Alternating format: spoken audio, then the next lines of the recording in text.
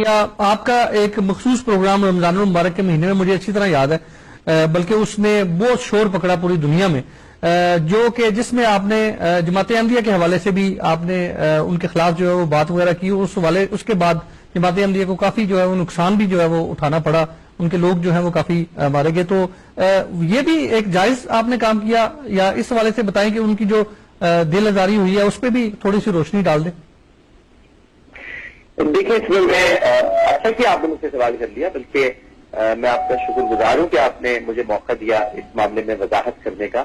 پہلی بات تو یہ کہ دیکھیے، ایک تو وہ 2008 میرے خیال سے غالباً وہ سن تھا، اور ایک بات تو آپ بھی اتفاق کریں گے کہ وقت کے ساتھ ساتھ انسان میں بلوغت بھی آتی ہے، فکر بھی آتی ہے، اور شعور بھی آتا ہے.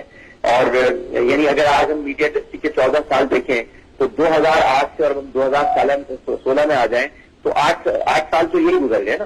تو ان 8 سال میں تو مطلب یہ کہ انسان میں بھی بڑی تبدیلیاں آتی ہیں، فکر میں آتی ہے، سوچ میں آتی ہے، اور انسان مزید اپنے اندر گہرائی اور وسعت پیدا کرتا ہے.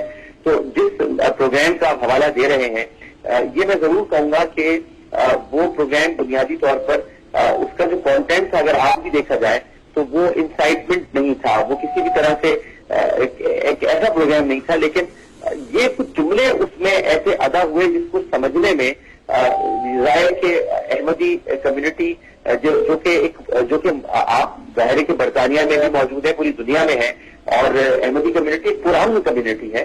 تو یہ بالکل ایسا نہیں ہے کہ گویا ان پر کوئی ان کے حوالے سے بھی ایسی بات کی جائے، بلکہ میرے متعدد پروگرامز موجود ہیں جس میں نے کہا ہے کہ پاکستان میں ہر طبقے کو، ہر فکر کو رہنے کی، پریکٹس کرنے کی اجازت ہے. اور یہ میں نہیں کہتا بلکہ قائد اعظم محمد علی جناح کہتے ہیں. اور قائد اعظم محمد علی جناح سے بھی پہلے میرے اور آپ کے آقا حضرت محمد مصطفیٰ صلی اللہ علیہ وسلم کا یہ فرمان عالی شان ہے کہ کسی کو اس کے مذہب کی بنیاد پر تنقید کا نشانہ یا نفرت کا نشانہ نہیں بنایا جائے گا.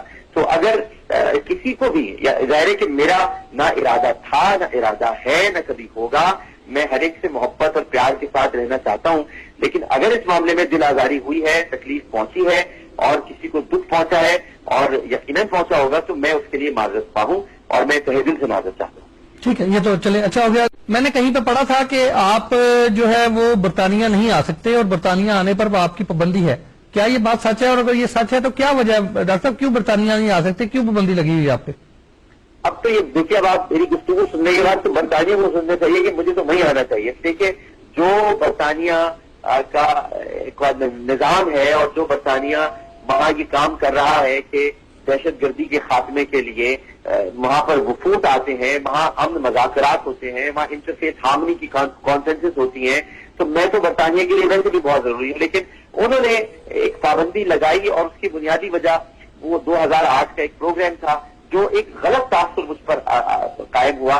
آج بھی کہتا ہوں کہ میرا اس میں قصور نہیں تھا، اور وہ جو کچھ بھی واقعہ ہوا وہ ایک بہت پری پلان سازش تھی. اچھا، یہ جماعت احمدیہ کے حوالے سے آپ بات کر رہے ہیں؟ یہ آپ جماعت احمدیہ کے حوالے سے بات کریں؟ جی، میرا یہی خیال ہے، کیونکہ اسی بنیاد پر یہ ایک پابندی آئی.